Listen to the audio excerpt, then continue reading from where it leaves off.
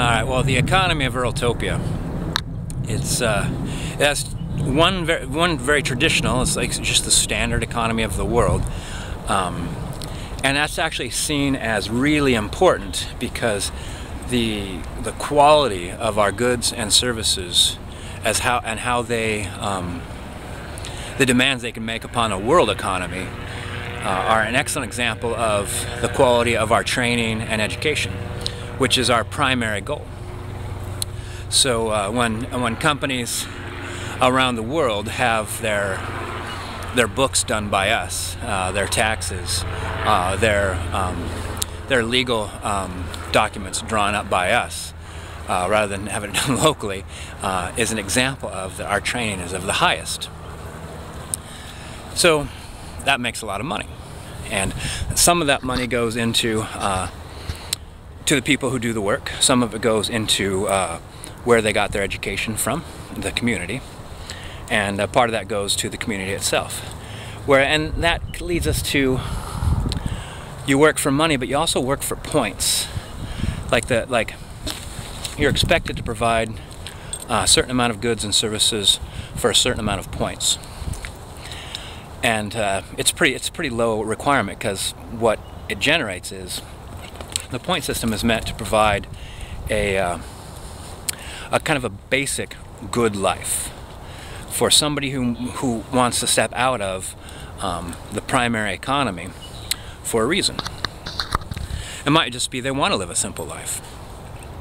But it might be, for instance, our wind organ. It might be this musician that always wanted to play on a wind organ, and there's not that many around the world, and we didn't have one. So they applied for a grant, and the grant said, if we build this organ, if we have a school that teaches this, it will be the only school in existence that does it.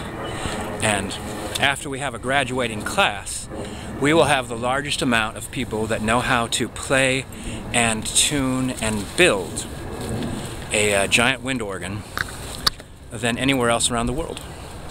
And so the grant was approved. And the community built this wind organ, and because of how complex a job it was, and so many different people were involved in it, such a high level of learning and skill was involved that we immediately set to building a bigger one. Except now we were able to send out mechanics, tuners, and musicians to do concerts, repair organs, and build new ones. And so by the time we were building our second organ, it was paid for from outside of the economy. And the musician and a few of the workers who were doing this just on a point system, living a very, very simple life, suddenly had more money. And there was a demand worldwide. But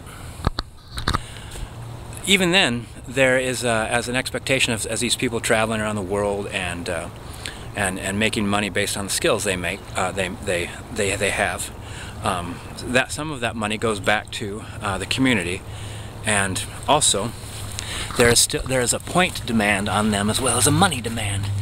For instance, when they come back, they're going to be teaching classes, or they're going to be working on the third organ we're building, which is 3 stories tall. And these kind of requirements, like this requirement of working for points, is something that's expected of everybody every year. For every pillow that you sell for money, you have to sell a certain percentage for points. Yeah, I think that it's a pretty good example of the money point system working out well. Some people sacrificed, the community sacrificed, and then the sacrifice was paid back. And in some cases, the sacrifice might not pay back as like the organ did, with so much money. For instance, there's a man that lives out on the outskirts, and he teaches basically classes in reading randomization, the throwing of tiles and of sticks with patterns or markings on them, the reading of tea leaves, things like that. He lives out by himself, mostly gardening year-round, and teaches 2 classes a year, and that's his requirement. That's his point system minimum. And he actually does not draw upon the entire point system to go back to him. He doesn't, the goods and services that he has a right to demand from us, he barely touches. So what is the value of this person teaching reading of random things out in the middle of nowhere? And that these classes are mostly done in silence, and they're mostly exercises in perception and meditation. And people come back from them quieted and more focused than you could believe, and then better city administrators, better workers of wood and metal, and better farmers, and better craftsmen in fabrics and textiles. So you can't necessarily point a finger and say this person teaches meditation and that makes the community richer. And that's the third part of our economy. That what makes us as rich as we are is you could point to people coming from this person's classes and see them being calm and focused and mentally strong, and you think they're rich. You think that's value. And in Earltopia it is.